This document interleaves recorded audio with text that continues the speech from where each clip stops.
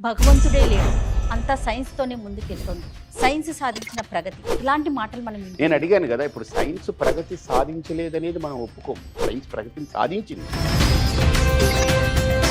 ఏదైతే ఈరోజు సాంకేతికంగా అభివృద్ధి చెందాము అని మనం అనుకుంటున్నాము, ఆ సాంకేతిక అభివృద్ధిలో ఉన్నటువంటి మానవ సమాజం ఖచ్చితంగా వేరే దృక్పథంలోకి వెళ్ళిపోతుంది. ఒక రాయి చెక్కి బయట సింహం బొమ్మ తయారు చేశారు, ఇంకొక రాయిని చెక్కి అమ్మవారిని పెట్టారు.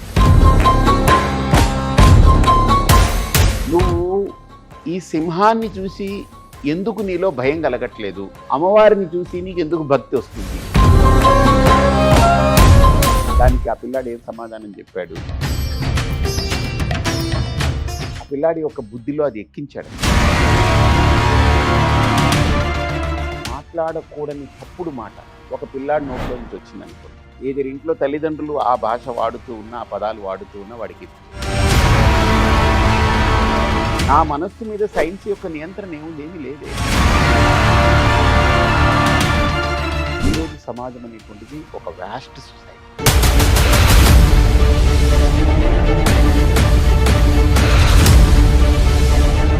నమస్తే గురూజీ. నమస్తే అమ్మా.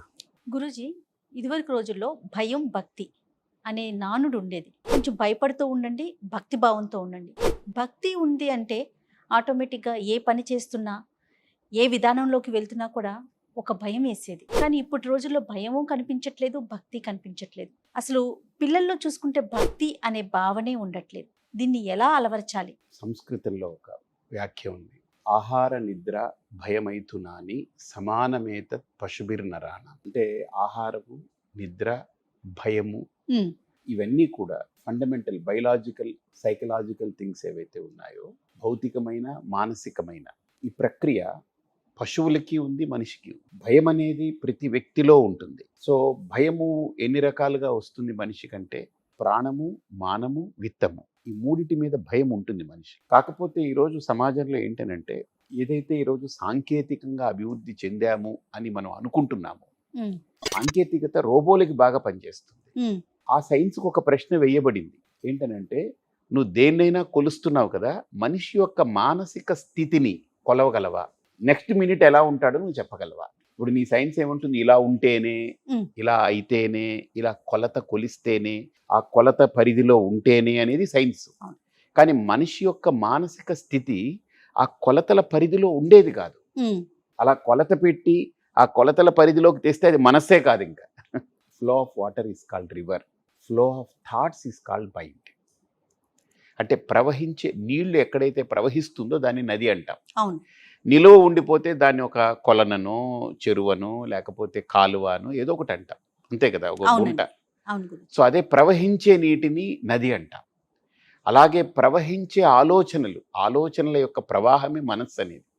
ప్రవాహం అంటే ఏంటి? ఈ క్షణం ఇలా ఉంటుంది, నెక్స్ట్ క్షణం మారిపోతుంది, వేరేది వచ్చేస్తుంటుంది.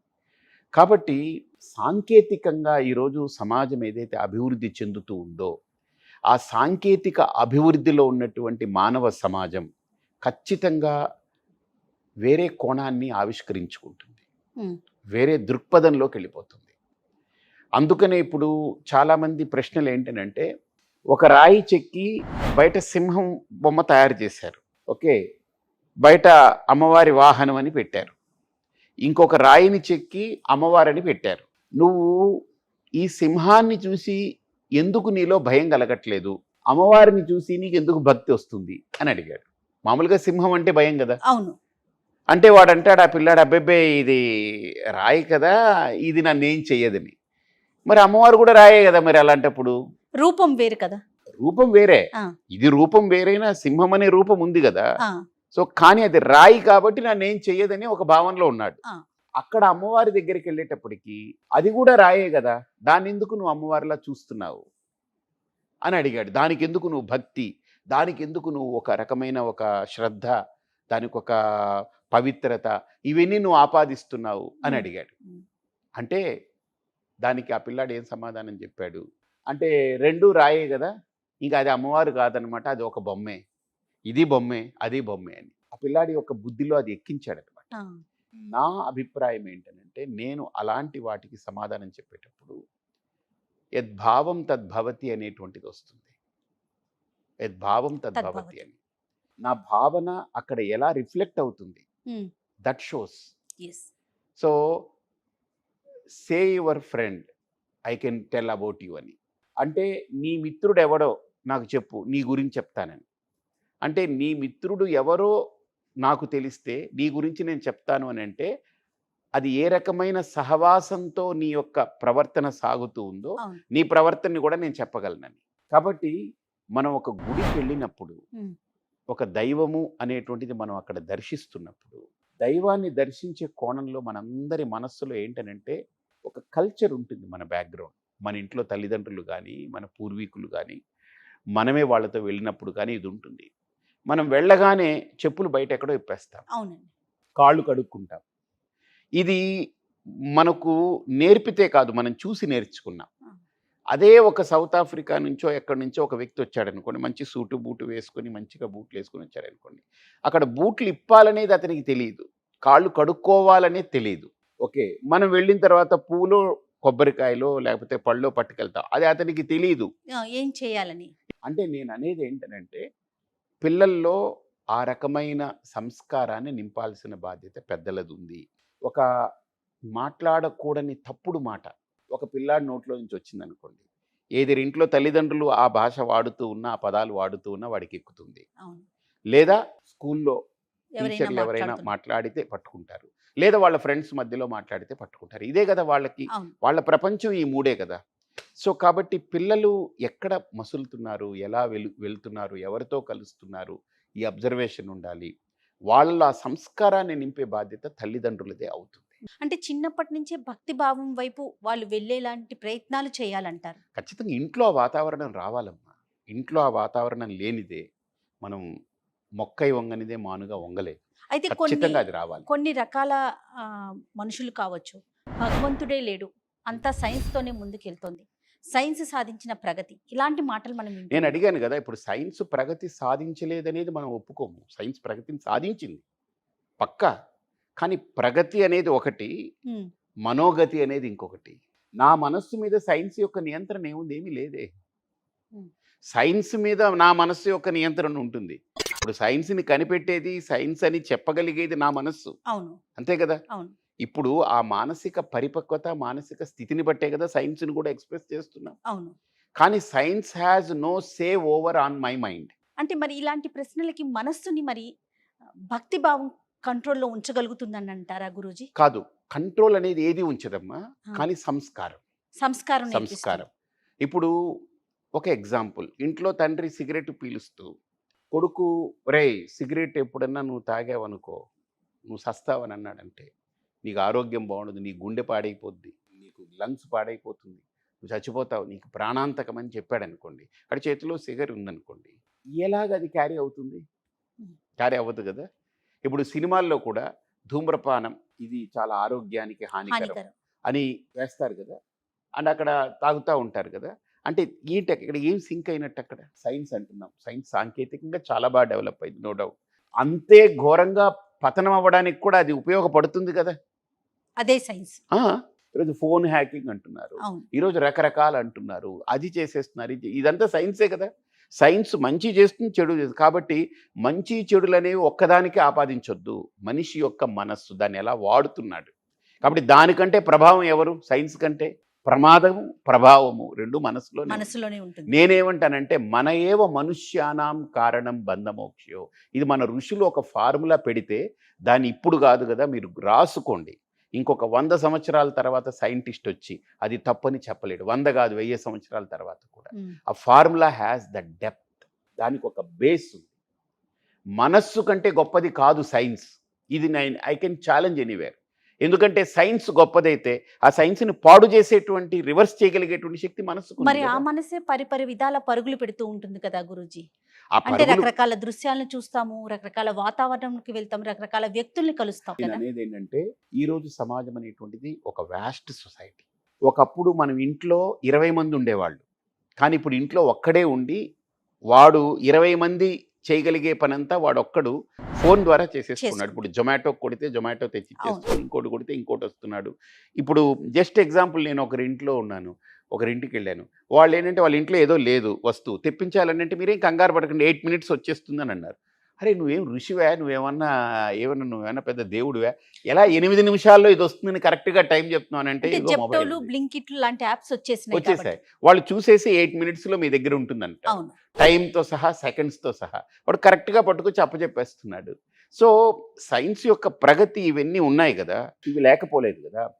దీనితో పాటు సమాజంలో ఏవేవి పెరుగుతున్నాయో, ఏవేవి పెరగకూడవో అవన్నీ పెరిగిపోతున్నాయి. ఓ ఆ పెరిగిపోయే వాటిల్లో మనందరం కూడా ఉన్నాం. అందులో మన మనస్సుని నిజంగా మంచి సంస్కారంతో దాన్ని సంస్కరించుకుంటూ పోవాలి తప్ప మనం అది చూడొద్దు అని మనం గట్టిగా వాదించడానికి లేదు. కంటపడచ్చు. మన మనసుతో కూడా మనం వాదించుకునే అవకాశం లేదా గురూజీ? లేదంటే మనస్సుని వాదించి ఎవడు నెగ్గలేడమ్మా, మనస్సుని సాధించి నెగ్గగలడు. సాధనతో మాత్రమే మనస్సుని నెగ్గగలడు. కాబట్టి నా లెక్కలో ఈ సమాజానికి భయం అనేది ఖచ్చితంగా ఉంటుంది మనిషిలో. కానీ భయం కంటే దాటిపోయినటువంటిది ఏంటంటే, ఈరోజు మీరు అన్నారు కదా ప్రగతి అనే ముసుగులో భయం అనే దాన్ని అణగదొక్కుని మనిషి రకరకాలుగా ఎక్స్పాండ్ అవుతూ ఉన్నాడు. నెంబర్ 1. నెంబర్ 2 ఏంటంటే, భక్తి అనేది కూడా ఈరోజు ఎలా అయిపోయిందనంటే, నిజంగా చెప్పాలి అనంటే ఒక గుడికి వెళ్తున్నాము అని అంటే వెళ్ళే వాళ్ళని చూస్తే వాళ్ళ ఆలోచనలు ఒకలాగున్నాయి, వెళ్ళని వాడిని చూస్తే వాళ్ళ ఆలోచనలు ఈ ఎక్స్ట్రీమ్లో ఉంది, ఇది ఆ ఎక్స్ట్రీమ్లో ఉంది, ఇది ఈ ఎక్స్ట్రీమ్లో ఉంది. నాతో కొంతమంది అడుగుతుంటారు, ఏమండి మనం ఈ పూజలు చేస్తే గెలుస్తామా అని. నేనంటాను, ఇప్పుడు పూజ చేస్తే నిన్ను గెలిపించి పూజ చేయలేదు కాబట్టి ఆయన ఓడిస్తే దేవుడు ఏమవుతాడు? సాటిస్ఫై అవుతాడు, అంతే కదా. ఆయన దేవుడు కదా. సో కాబట్టి నేనేమన్నానంటే, ఒక ఎగ్జాంపుల్ చెప్పాను. ఒక నియోజకవర్గంలో ఒక 2 కంటెస్టెంట్స్ ఉన్నారు. వాళ్ళిద్దరూ మొక్కుకుంటారు దేవుణ్ణి, గెలిస్తే మేము ఇచ్చేస్తామని. కానీ ఇద్దరు గెలుస్తారా? ఒకరికే కదా గెలుపు సాధ్యం. గెలుపు సాధ్యం ఒకరికే. ప్రజాస్వామ్య వ్యవస్థలో గెలుపు ఒకరికే. నిజంగా దేవుడు ఏం చేయాలి? ఇద్దరిని గెలిపించగలిగాలి, లేదా ఇద్దరిని ఓడించేయాలి. అది జరగని పని. ఎవరో ఒక్కళ్ళే గెలుస్తారు.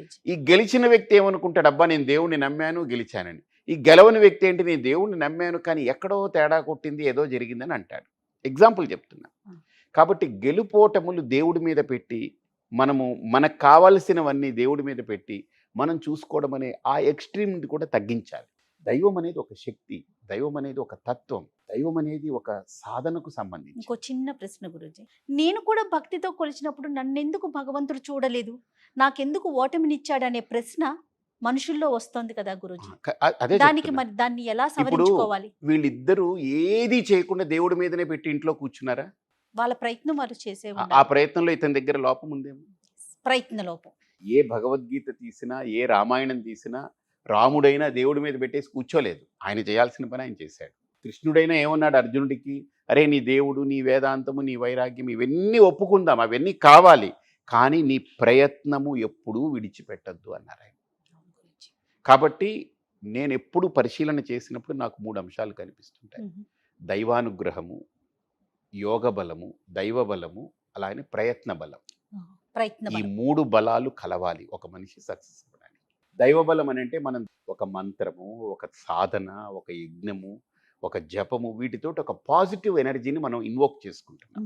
యోగ బలం అని అంటే మనం పుట్టినప్పుడు మనకు తీసేటువంటి జాతకం అంటారు కదా, జ్యోతిష్య పరంగా కూడా ఆ యోగ బలం అనేది ఉండాలి, యోగం ఉండాలి. 3వది ప్రయత్న బలం, ఇది కూడా ఉండాలి. ఈ 3 సరళ రేఖ మీద కరెక్ట్గా వచ్చినప్పుడు సక్సెస్ అనేది కనపడుతుంది. ఇది నాకున్న అనుభవం. ఇది నాకైనా, మీకైనా, ఎవరికైనా ఇందులో ఏ ఒక్కటి లోపించినా సక్సెస్ అనేది దాని పర్సంటేజ్ తగ్గిపోతుంది. అప్పుడు మనం ఎవరి మీద నింద వెయ్యకూడదు. అంతే అంతే కదా. అంతే. చాలా సంతోషం. నమస్తే.